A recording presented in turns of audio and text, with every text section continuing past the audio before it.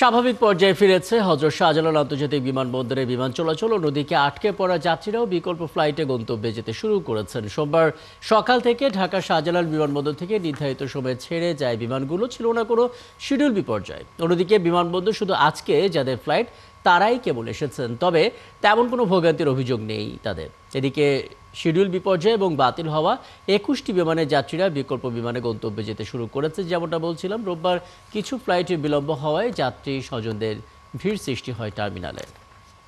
বিমানবন্দরের সবশেষ খবর জানাতে আমাদের সঙ্গে যুক্ত হচ্ছেন সহকর্মী নিবিড় সাহা।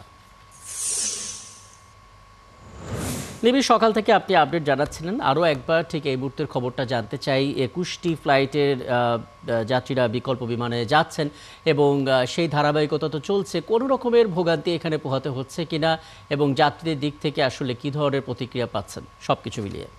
রাকিব, আসলে তেমন কোনো অভিযোগ কিন্তু আমরা পাচ্ছি না। যে অভিযোগের প্রেক্ষিতে কিন্তু আমরা ভোগান্তির কথাগুলো জানতে পারবো, তেমন কোনো অভিযোগ নেই যাত্রীদের। শুধু যাত্রীদের একটি অভিযোগ আজকে যেমনটি পাচ্ছি, যে এই যে বিমানবন্দরের বাইরে থেকে ভেতরে ঢোকার যে গেটগুলো রয়েছে, এই গেটগুলোর সামনে দীর্ঘ লাইন তারা দেখছেন। এই কারণে কিন্তু তারা বলছেন যে এই বাইরে যে বিদেশগামী যারা আসছেন তাদের একটি দীর্ঘ লাইন তৈরি হচ্ছে, এটি নিয়ে তারা শুধুমাত্র অভিযোগ করছেন। এছাড়া জানিয়ে রাখি যে আজকে সকাল থেকে যতগুলো বিমান বাংলাদেশ ছেড়েছে এবং যতগুলো বাংলাদেশে এসেছে, প্রায় সবগুলোই কিন্তু সময়সীমা অনুযায়ী কিন্তু তারা পৌঁছেছে। কোনো বিলম্ব হয়নি কোনো বিমানের উড্ডয়ন এবং বাংলাদেশে আসতে।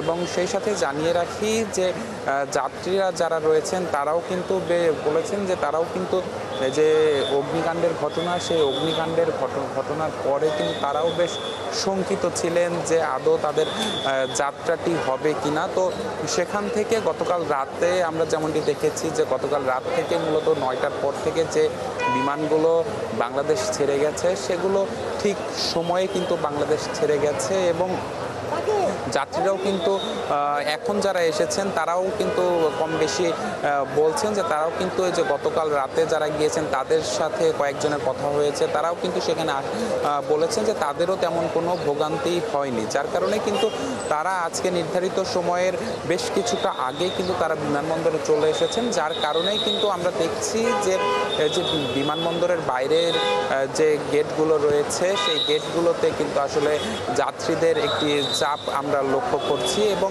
সেই সাথে